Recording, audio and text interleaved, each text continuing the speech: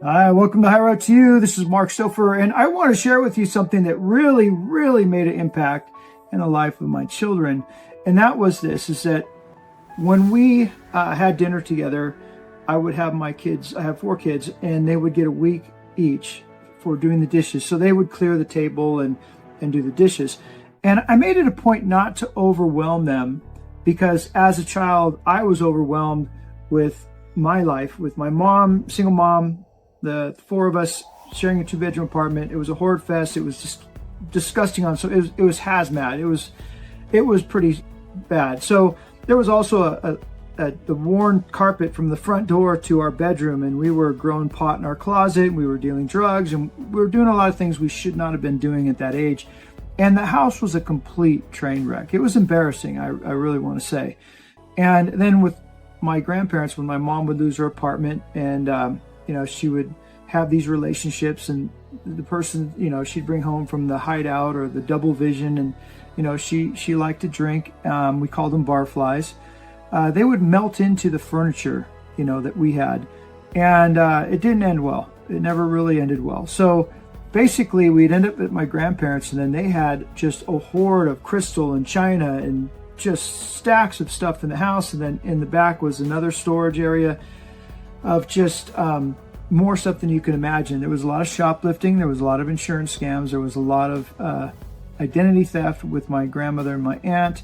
And my grandfather, threw his hands up and he would get on a ship 9 months out of the year. So I was overwhelmed maintaining my grandmother's stuff. And it was just toxic. It was really bad.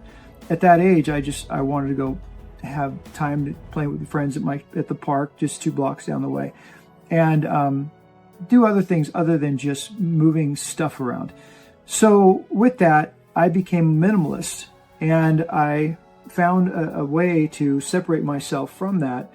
And I tried to work smarter, not harder. So this is where I instilled in my kids. One is I didn't overwhelm them. I tried to make it so that their room was simplified, so that top drawer shirts, underwear, middle drawer shirts, and then bottom drawer pants, and they would have a laundry basket right beside. They did their own laundry, and so it wasn't overwhelming. So if I said clean your room, it's like 10, 15 minutes, done. We had a closet so that was where their sporting goods would go, because they played sports year round. The coaches like the manager, the boss, the teammates, the coworkers, the people in the stands are the customers, and they learn life lessons, because if they don't put 100%, when they put their foot on the field, everybody lets them know it. So I can't tell you how valuable that was. So we had a routine, come home, the chores were done, then the homework, then the sports, get to practice, play games on the weekend. And it really did make a difference to build a foundation for my kids to be healthy, nutritionally healthy, physically and socially healthy. Synergistically, that gave them a foundation to have resiliency, navigating life's challenges, life's storms. So with that, they're young, they're business owners, they're very successful in their 20s. My son just bought a business, 21, and they're very well sought after. They understand how to operate equipment. They understand how to do underground. They know electrical, plumbing. They're not afraid to dig into things, and then also bring people in that specialize in certain areas where they need help, and they work alongside them. So I always, would say, you work smarter, not harder. And I think most kids are so overwhelmed just looking in their room, they don't even know where to start. And even if they did, they can work in that room all day long and it would still look like a disaster. And I think we do our kids a disservice, truly. There's over 7 million men in their prime not working, and I think a lot of them can't even figure out how to get up and clean the room. And I think that the Western culture just piles, the consumption of materialism and consumerism. It's not healthy, especially raising kids. It's not healthy. And, with that, if we bought anything, if it collected dust, leaves, or rust, we weren't using it, I would get rid of it.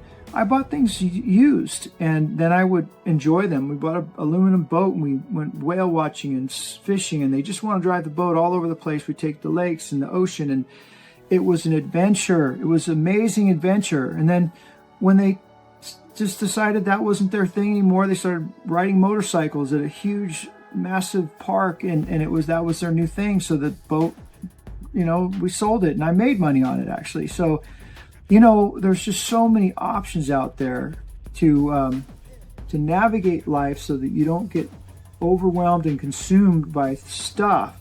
And then especially if you have a boat, it's got to run, right? It's got to work. Everything's got to work, from a car, from bumper to bumper, getting down the road. It's just got to start, so if it doesn't, then it's got to go. And that was just how I raised my kids. And I wanted them to understand that we're not here to serve our stuff, and that life is an adventure. Now they have a world perspective. They're traveling all over the world, doing mission trips, building houses in Mexico, or they're teaching English in Bali, my middle son, going to Africa. And so that's the potential, right? But they have to have the foundation. They have to have the work ethics. They have to understand how to work smarter, not harder.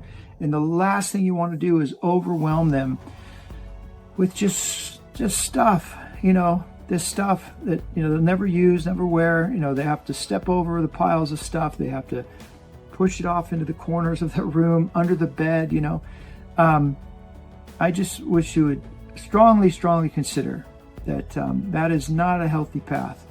And I grew up in it. I know it very well. I separated myself from it, and I just swore to myself I wouldn't do that to my kids. And with that, I hope this reaches your heart and your mind, and I hope that it gives you the inspiration and courage to potentially take the actions that you might need to take in your life and set those boundaries. And I know it can be hard. I know. I really do. I really do. But there are resources. There are resources. And working as a team can be difficult. I know.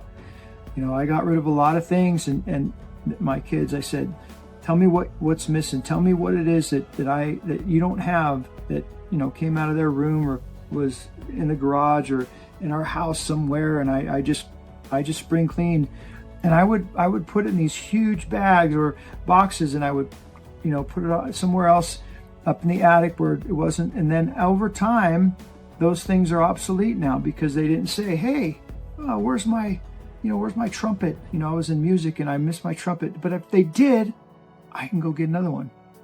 It was that simple. You go to the Goodwill, you go to music stores, secondhand stores, you go to online. I mean, if you want to collect things that you have to have for whatever reason, you're going to find it. It's out there. There's out there in abundance. So don't be too concerned about, throwing something out and then realizing that you might actually want it. It's not hard to come by. One time my kids said, hey, you got rid of the Spirit video. It was a VHS cassette, and I went to the Goodwill and bought it off the shelf for $1, while I was running errands one day. It's not that complicated to navigate, the purging of stuff. And with that, I hope this message finds you well.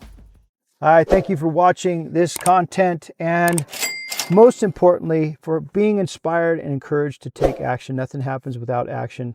I would highly recommend that you meditate every day as you walk, as you are being social in your environments, as you're nutritionally healthy, to manifest what will make a difference in your life. Share how you overcame, the dramas and the toxicity of your life, not just holding yourself accountable, but holding other people accountable. And boundaries are constant, never ending. For every new level, there's a new devil. And you're constantly going to have to put boundaries on yourself and others and be accountable. Be accountable. So I hope that the content inspired you, encouraged you. There's a lot of links, a lot of resources that will help you overcome, build a foundation, and take the actions. Share your comments. Share your successes. Share those milestones, as small as they might be. And with that, I hope this message finds you well.